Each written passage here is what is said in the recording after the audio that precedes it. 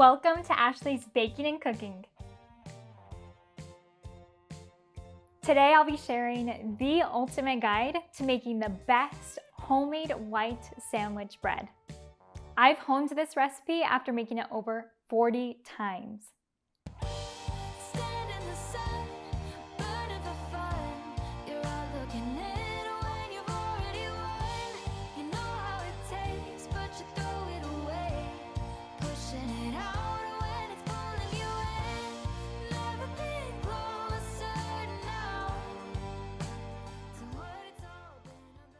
Baking bread is a tradition in my husband's family. So after I got married, I learned how to bake bread. However, I became very frustrated when I tried to learn because I had to consult so many resources and there wasn't a comprehensive guide anywhere. That's why I have put together this ultimate guide for making homemade bread so others don't have to go through the trouble that I went through. I'll warn you, once you try this bread, store-bought bread will be ruined for you forever. Let's jump right in. Plan to spend about 3.5 hours at home for this recipe, but you'll only need to work on the bread for an hour to an hour and a half. To start, we're going to prepare our wet ingredients. The foolproof way to making homemade bread is to add in your wet ingredients first, then your dry ingredients and your yeast on top. To make homemade bread, you need a lot of moisture. This is what helps make the bread soft. The wet ingredients we'll use today are water, eggs, butter, and vegetable oil.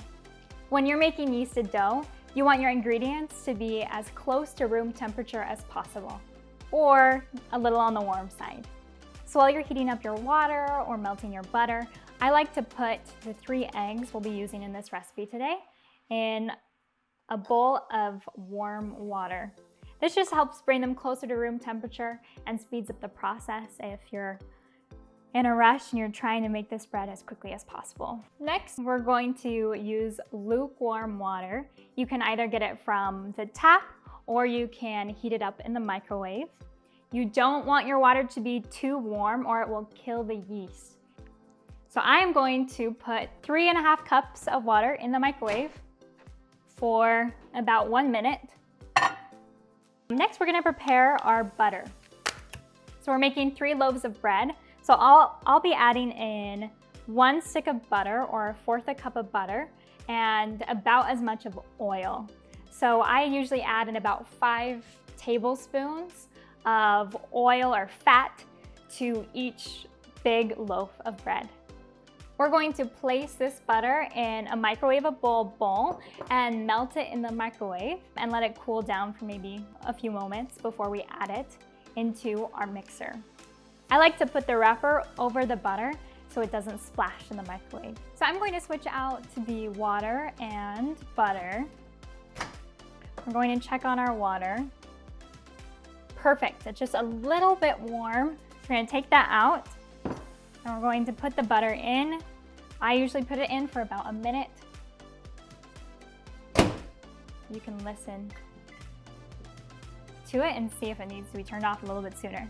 So when I put my finger in the water, it's the perfect temperature. It's not too hot. It's close to room temperature, but a little bit warmer. So we're gonna take this out. The butter is melted. So we're going to take the wrapper off and throw that in the trash. So I'm going to pour the water in first, and then I'm going to add in the melted butter. So now we're going to go grab our eggs. I'm going to crack them straight into our mixer.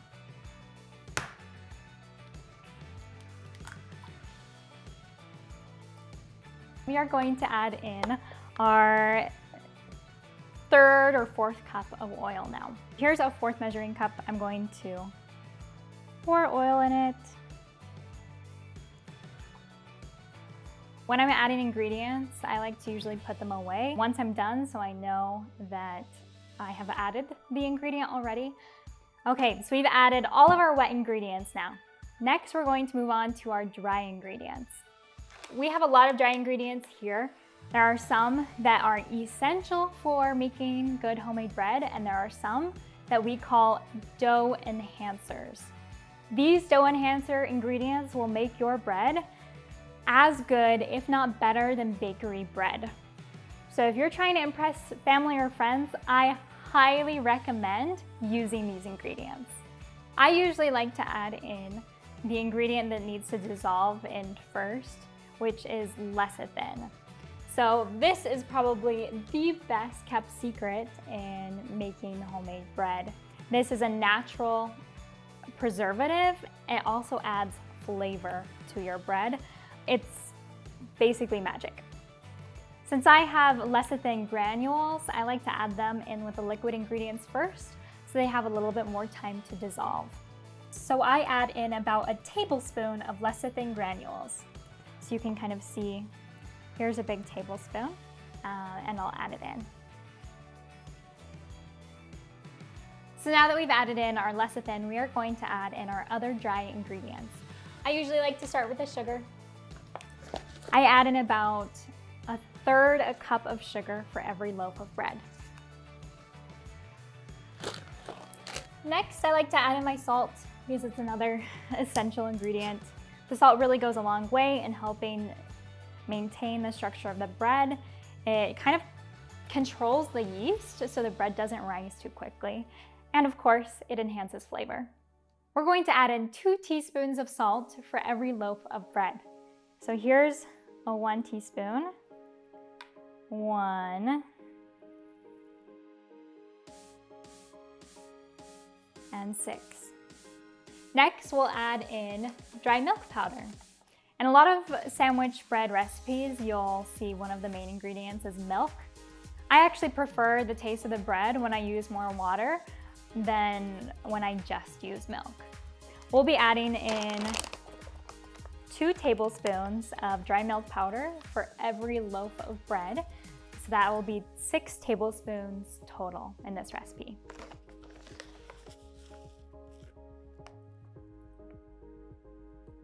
Now we'll be adding our vital wheat gluten, another vital ingredient.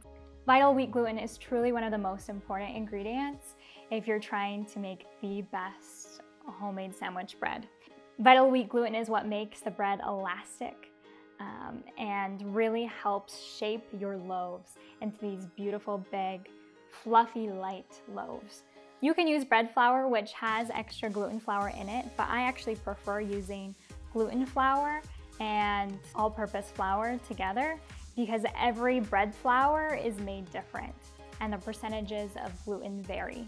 We're going to add in a little bit less than 2 tablespoons of gluten flour per loaf of bread. So I'm going to be adding in about 5 tablespoons to this recipe.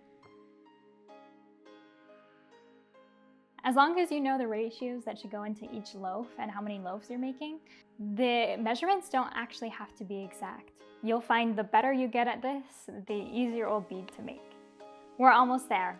The final dough enhancer ingredient that I would recommend, but that is maybe the least essential out of all of these, is vitamin C powder or some type of acid such as lemon juice or vinegar. You just need a little splash or a tiny little half pinch, but it will help preserve the bread. You need to be aware if you add too much in, the vitamin C powder or the acid you use will counteract the gluten and your bread might not hold together well enough and it might flop instead of rise. So we're going to add in just half a pinch. Great, we only have 2 ingredients left, flour and yeast.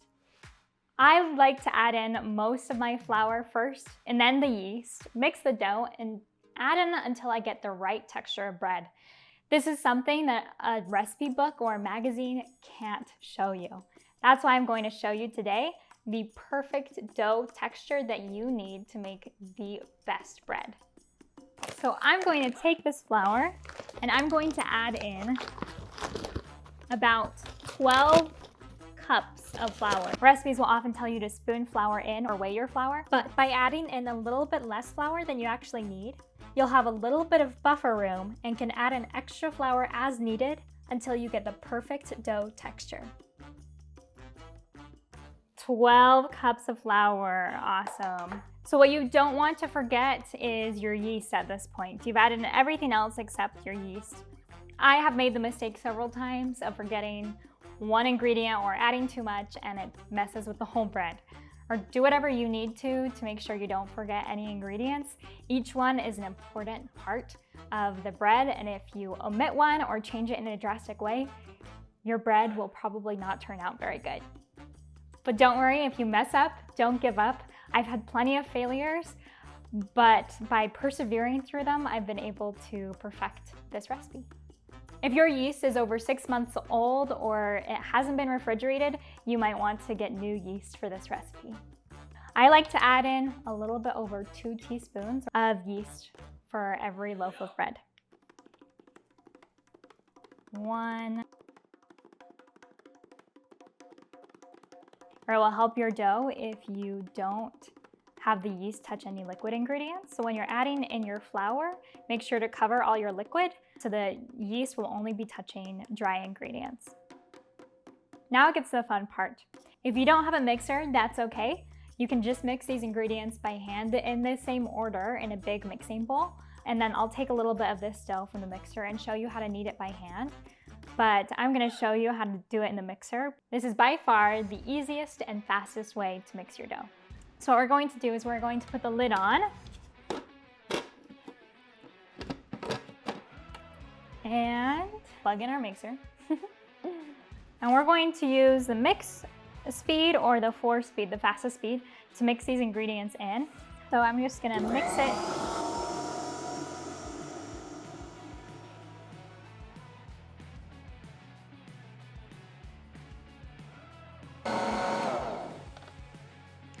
So once it looks like it's been mixed pretty well, you're going to want to take the lid off. And you look at this, it's starting to come off the sides of the bowl, but it's still pretty wet. So if I touch it with my finger, you can see it. There's some residue. So this means it's still a little bit too wet. We expected that. We're gonna add in probably another 2 cups of flour. So what you're gonna wanna look for is the dough is forming one smooth lump. It might be all around the mixer, but it's a lot smoother than this. And then it's coming cleanly off the sides. So we're already starting to see that, but there's still some residue on the sides as well. So we're gonna add in another couple cups.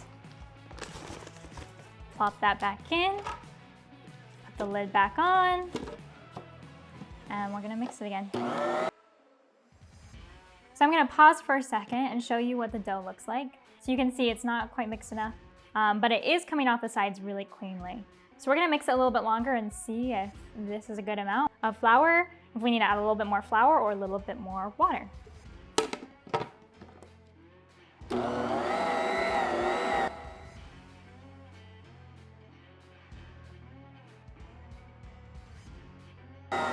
Okay, we're gonna pause it again.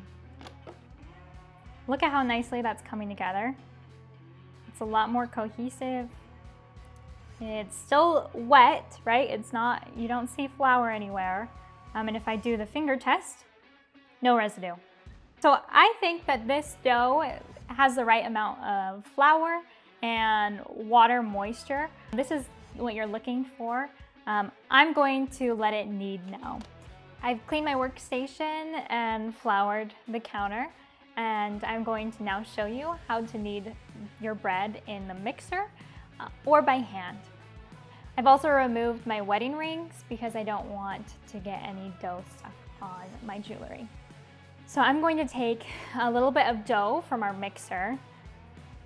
We'll take about this much, and we'll leave the rest in the mixer to knead. So I'm gonna put the lid back on. And if you have a newer Bosch mixer, I would recommend kneading at the second setting. If you have an older Bosch mixer or like a KitchenAid, try and do it closer to like the lowest setting. So we're gonna set a timer for 10 minutes. I'll show you now how to knead dough by hand. There are a million videos on this, but this is how I like to do it. I just like to think of you're stretching, you're trying to stretch the dough. So you're not trying to break it. You don't wanna do this. And you can see right now, before the dough is kneaded, if you try and stretch it, it will break. By the time we're done kneading this dough, the bread won't break when we stretch it out. It will stretch and become a really thin layer. The gluten needs to be worked, it needs to be developed, so the bread will be strong enough that when the yeast adds air to the bread, essentially, the bread will be strong enough to hold its shape. So I like to kind of roll it out and stretch it out with my palms and use my maybe whole upper body, so it takes less work. So if you're kneading your dough by hand, it will definitely take longer to knead it than in the mixer. One of the common mistakes that our amateur bakers make is they don't knead their white bread enough. If you've added in too much of one ingredient or too little of another, it doesn't matter how little or how much you knead your dough, it will not come out well. If you've added in the right amount of ingredients, then you don't have to worry too much about over kneading your dough. In a mixer, at a lower speed, it'll be about 10 minutes is how much I found works well. If you knead it up to 15 minutes, that shouldn't be too much. But if you knead it for less than like 8 minutes, your dough might not be kneaded enough. Your gluten might not be strong enough and your bread might flop. Since I'm able to work such a small amount of dough like this, I can probably finish kneading it in about 10 minutes. However, if you're working 1 full loaf or 3 loaves by hand, it might take you more like 20, 25 minutes. It just depends on how strong you are.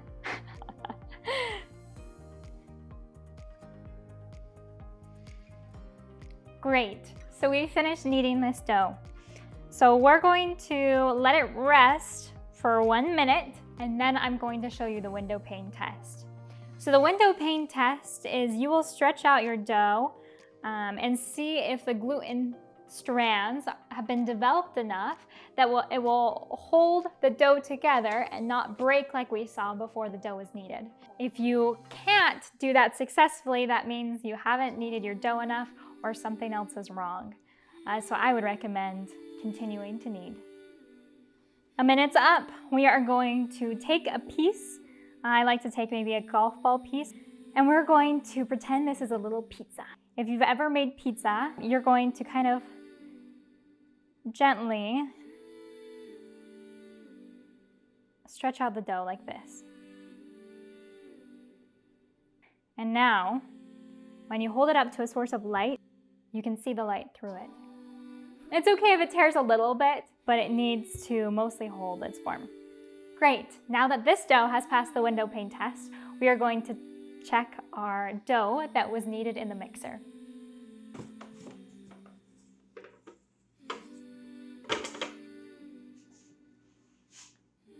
Beautiful.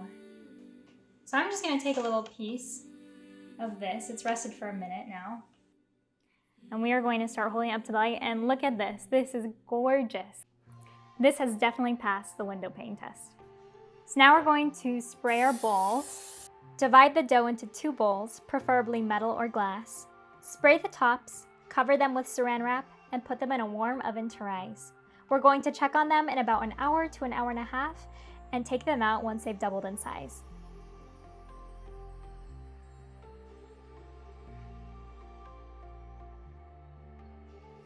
Now I'm going to put them in the oven. And so the sides are not too warm, so it won't burn the plastic. It's good to check. Won't burn the bowls. But it's just warm enough that it'll help them rise faster. It's been about an hour now, and we're gonna go check on the bread. Come on. Great, so these have doubled in size. We're going to take them out and prepare them for their second rise.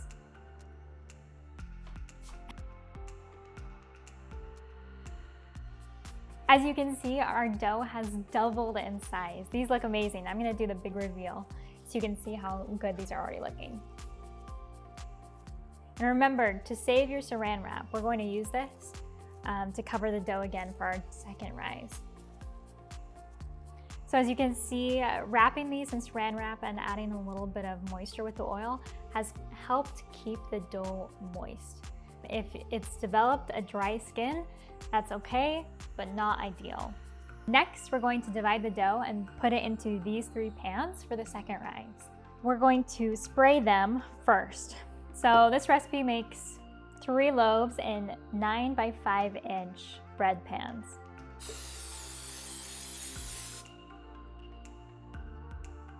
I have found from trying a lot of different options that spraying the pans is most convenient and it also works the best.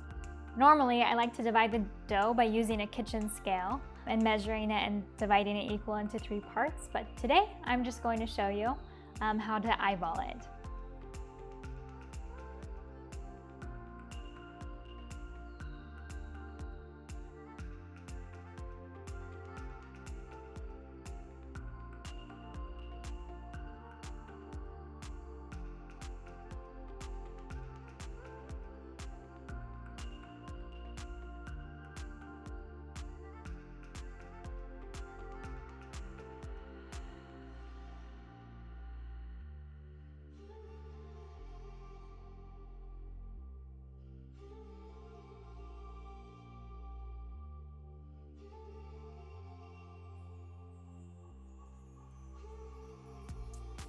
So as you can see, this loaf on my right, your left, is gonna be bigger than the other 2.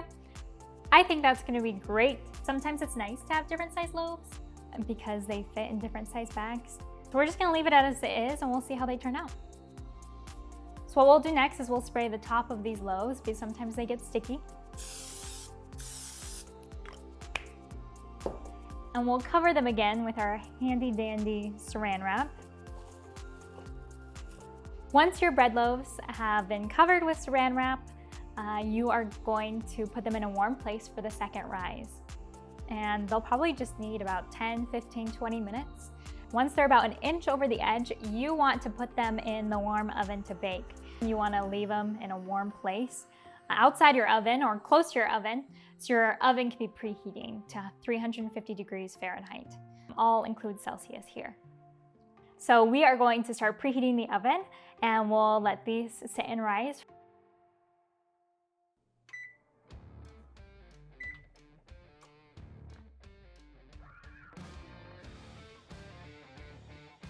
Our 3 loaves have risen and they're ready to go into the oven. So once you take this saran wrap off, you'll want to bake them for about 30 minutes until they're golden brown on the outside and they pass the knock test. Obviously this loaf was a little bit bigger to start with, so it's risen a lot more, but they have all risen at least about 1 inch above the edge of the pans.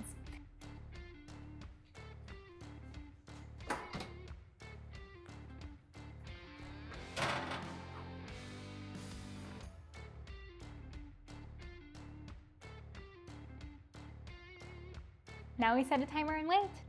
Our bread has been baking for almost 30 minutes, so we're gonna go check on it and see if it's ready to take out.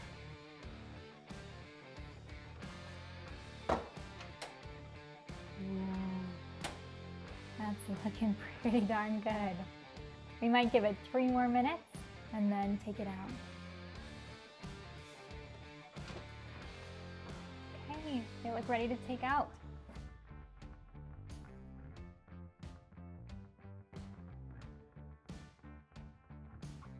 Look at this amazing bread. So to make sure that your bread is done, one thing you can do is what I call the knock test. You can knock on the loaf and make sure it holds its shape, and you can hear that really nice hollow-ish sound. What you don't want to do is leave your bread in the pans too long once they're done baking. So what I like to do, because I'm poor and I don't have racks, is I put the bread on paper towels on my counter to cool for 10 to 30 minutes, however long they need before they're a little bit closer to room temperature, and I put them in plastic bags. So I'll show you how to take them out really quick, and I'll show you the final result of the bread and what it looks like. When taking the bread out of the pans, you obviously want to use gloves. And I tip it over just slightly, but I don't want it to fall on the top because then it will be crushed a little bit. But if you let it fall on its side like that, it will stay nice and intact. If you want that extra shiny look, you can coat a little bit of extra melted butter on these loaves, but I think the loaves already look beautiful and they already have enough butter. Number 2. And 3.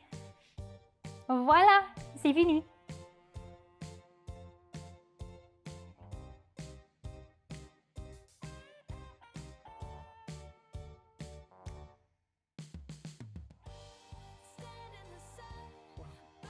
If you like this video, please subscribe. I'll continue to add my favorite cooking and baking tips and tricks to this channel every month. If you have something you'd like to see me make or any questions or suggestions, please add them in the comments below.